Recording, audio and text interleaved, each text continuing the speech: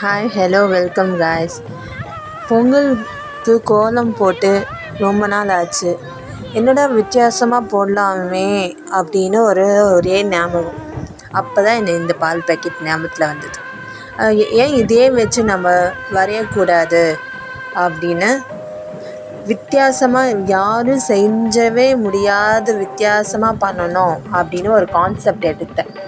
ஏதாச்சும் நானும் யோசிச்சுட்டே இருந்தேன். அப்போ தான் எனக்கு இந்த பால் காய்ச்சும் போது எனக்கு இந்த பால் பேக்கெட்டில் இருக்க பொங்கல், ஏன்னா மாட்டு பொங்கல், பொங்கல், காணும் பொங்கல் எல்லாமே கிராமத்தில் மாடுகள் தான் ரொம்ப முக்கியமாக இருந்தது.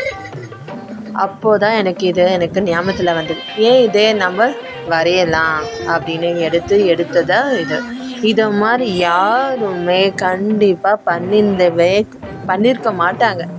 வித்தியாசமாக இருக்கணும்னு இந்த கான்செப்ட் எடுத்த யாருமே இது வரைக்கும் கோலத்துலேயும் சரி, ட்ராயிங்லேயும் சரி, எதுலேயுமே மென்ஷன் பண்ணதே கிடையாத டாபிக் இது நான் வித்தியாசமாக பண்ணியிருக்கேன். இது எப்படி இருக்குன்னு கமெண்ட் செக்ஷனில் சொல்லுங்கள்.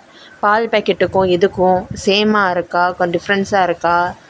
கண்டிப்பாக நீங்கள் கமெண்ட்ஸ் பண்ணணும், மெசேஜ் பண்ணுங்கள் எப்படி இருக்குன்னு.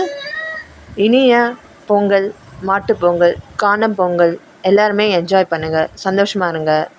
கவலைகளும் துன்பங்களும் மாறி மாறி வரும் போகும். ஆனால் ஒன்று, family is important, friendship is important. Friendship உண்மையான ஃப்ரெண்டாக இருந்தால் வச்சுக்கோங்க. இல்லை ஃப்ரெண்ட்ஷிப்பில் நமக்கு கொஞ்சம் அப்படி இப்படி இருக்குது அப்படின்னா கண்டிப்பாக விலகிடுங்க. அதுதான் ஃபேமிலிலையும் சரி, ஃப்ரெண்ட்ஷிப்லேயும் சரி, எல்லாத்துலேயும் ஒர்க்லேயும் சரி. Thank you guys.